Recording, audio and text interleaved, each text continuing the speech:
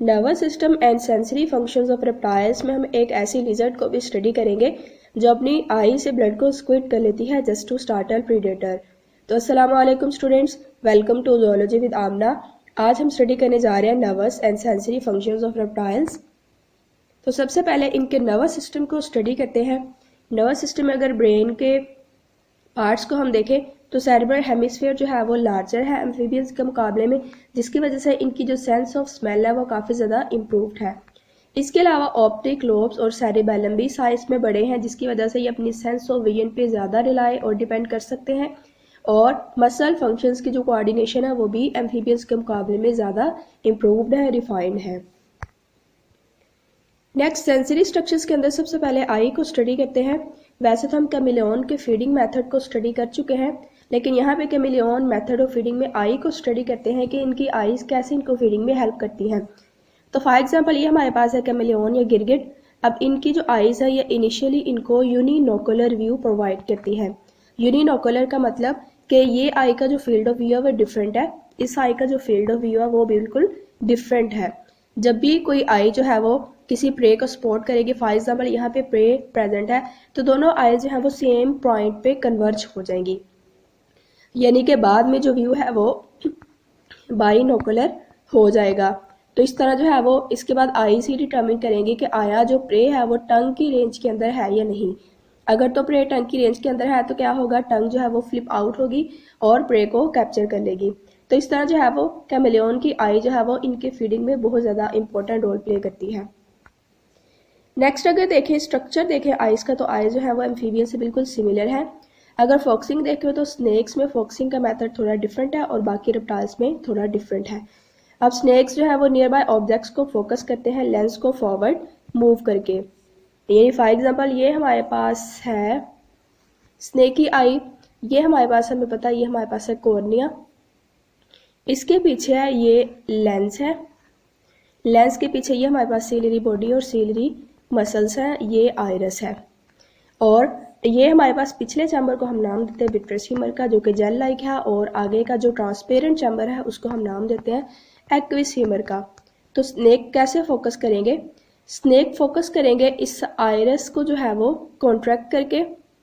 इस आइरस की कॉन्ट्रैक्शन क्या करेगी, ये विट्रस ह्यूमर पे प्रेशर प्लेस करेगी, जिसकी वजह से ये जो लेंस है ये फॉरवर्ड थोड़ा सा मूव कर जाएगा।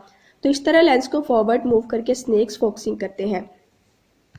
नेक्स्ट अगर हम बाकी रेप्टाइल्स में देखें कि बाकी रेप्टाइल्स कैसे फोकस करते हैं, तो वो नियर बाय ऑब्जेक्ट्स को फोकस करते हैं जब वो अपने इलेप्टिकल लेंस को जो है वो स्फेरिकल शेप में ले आते हैं।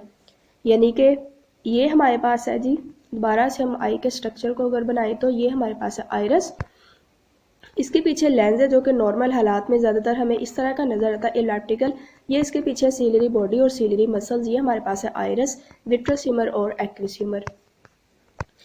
अब यहाँ पे क्या होगा, ये सीलरी मसल्स और सीलरी बॉडी अपना रोल प्ले करेंगे। जो सीलरी मसल्स हैं वो सीलरी बॉडी को प्रेस करेंगे अगेंस्ट दी लेंस, जिसकी वजह से लेंस की जो शेप है वो इलेप्टिकल से चेंज होके हमारे पास किसी हद तक ये गोलाई में आ जाएगी, मतलब स्फेरिकल हो जाएगी। इस तरह जो है वो रेप्टाइल्स बाकी के रेप्टाइल्स स्नेक के अलावा नियर बाय ऑब्जेक्ट्स को फोकस करते हैं। इसके अलावा देखा गया है कि एम्फीबियंस के मुकाबले में इनकी रेटिना के अंदर नंबर ऑफ कोन्स भी ज़्यादा है। इसका मतलब है इनकी जो कलर विजन है वो भी एम्फीबियंस के मुकाबले में ज़्यादा इम्प्रूव्ड है।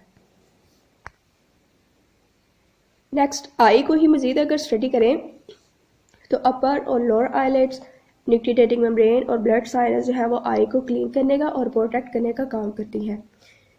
स्नेक्स और कुछ लिजर्ड्स में क्या होता है, एम्ब्रियोनिक डेवलपमेंट में अपर और लोअर आईलेट जो है वो फ्यूज होके एक protective window of clear skin बनाएंगे, जिसको हम स्पेक्टिकल का नाम देंगे। अब देखिए जैसे स्पेक्टिकल जो है वो अपर और लोअर आईलेट की फ्यूजन से बन रही है, तो शेडिंग या एक्डाइसिस के दौरान ये जो स्पेक्टिकल होती है काफ़ी ज़्यादा धुंधला जाती है, जिसकी वजह से इनकी जो विजन है वो बहुत ज़्यादा डिस्टर्ब होती है स्नेक्स और लिजर्ड्स की शेडिंग या एक्डाइसिस के दौरान सिर्फ। ब्लड साइनस को अगर स्टडी करें अपर और लोअर आईलेट्स, ये आप जानते हैं निक्टिटेटिंग मेम्ब्रेन को हम एम्फीबियस में बड़े डिटेल से पढ़ चुके हैं। यहाँ पे ब्लड साइनस एक न्यू चीज़ है। तो ब्लड साइनस जो है वो निक्टिटेटिंग मेम्ब्रेन की बेस पे प्रेजेंट होती है, जो कि स्वेल अप होगी ताकि जितनी भी आई के अंदर डेब्रीज हो उसको कॉर्नर में पुश किया जा सके, और वहाँ से कॉर्नर से क्या होगा, ये सारी के सारी रब आउट हो जाएंगी। हॉर्न लिजर्ड है जिसका हमने जिक्र किया स्टार्ट पे कि हॉर्न लिजर्ड एक ऐसी लिजर्ड है जो अपनी आई से जो है वो ब्लड को निकालेगी एक डिफेंसिव मैन्यूवर में, ताकि प्रीडेटर को जो है वो स्टार्टल कर सके। अब कुछ रेप्टाइल्स के पास अब मीडियन आई भी होती है। मीडियन आई ऑफ कोर्स हमें पता है ये फोर ब्रेन की रूफ से डेवलप करती है। और ट्योटारा के अलावा ये जो आई होती है मीडियन आई, ये स्किन से कवर होती है और इसका जो काम है सिर्फ और सिर्फ लाइट और डार्क पीरियड्स में डिफरेंशिएट करना होता है और ये इमेजेस नहीं बनाती। लेकिन ट्योटारा के केस में इसके पास रेटिना भी है, इसके पास नर्व भी है और लेंस भी मौजूद है। तो इसका मतलब है ट्योटारा की जो आई है ये प्रोबेबली इमेजेस बनाती है। आगे हम ईयर को स्टडी करते हैं। तो जो स्नेक का ईयर है वो सबस्ट्रेट बोन वाइब्रेशंस को डिटेक्ट कर सकता है और स्नेक के ईयर में मिडल ईयर कैविटी भी प्रेजेंट नहीं है, ऑडिटरी ट्यूब भी नहीं है और टिम्पैनिक मेम्ब्रेन भी नहीं है। तो फिर ये सबस्ट्रेट बोन वाइब्रेशंस को कैसे डिटेक्ट करेगा? जा की ही एक बोन जो है वो स्टेप्स के साथ लिंक्ड है, आर्टिकुलेटेड है और यही जो जा बोन है यही सबस्ट्रेट बोन वाइब्रेशंस को पिक करती है और इसको आगे स्टेप्स तक पहुंचा देती है। और स्नेक जो है वो एयर बोन वाइब्रेशंस को भी किसी हद तक डिटेक्ट कर सकते हैं। बाकी अगर रेप्टाइल्स में देखें तो जो टिम्पैनिक मेम्ब्रेन है स्नेक्स में तो खैर ये है नहीं, बाकी में कहाँ होगी? या तो हेड की सरफेस के ऊपर हमें नज़र आ जाएगी या फिर हेड के अंदर कोई स्मॉल डिप्रेशन होगी जिसके अंदर टिम्पैनिक मेम्ब्रेन जो है वो प्रेजेंट होगी। और इनर ईयर इसका बिल्कुल रेप्टाइल्स का एम्फीबियन से सिमिलर है, इसको भी हम एम्फीबियंस में बहुत डिटेल से स्टडी कर चुके हैं। ऑल्फैक्टरी सेंसेस में देखें तो एक तो हमें पता है कि रेप्टाइल्स के अंदर सेकेंडरी पैलेट प्रेजेंट है, पार्शियल सेकेंडरी पैलेट, यानी कि ये काफ़ी हद तक जो है वो ऑल्फैक्टरी एपिथेलियम के सरफेस एरिया को इंक्रीज करता है। इसके अलावा काफ़ी ज़्यादा रेप्टाइल्स के पास जो है वो ब्लाइंड एंडिंग पाउचेस भी प्रेजेंट होती हैं जिनको हम जेकब्सन्स ऑर्गन्स का नाम देते हैं, जो कि सेकेंडरी पैलेट के थ्रू माउथ कैविटी में ओपन होगा। जेकब्सन्स ऑर्गन को हम वो मैरो नेजल ऑर्गन भी जो है वो बोलते हैं और अगर ये ज़्यादातर वेल डेवलप्ड हमें लिजर्ड्स और स्नेक्स के अंदर नज़र आएगा।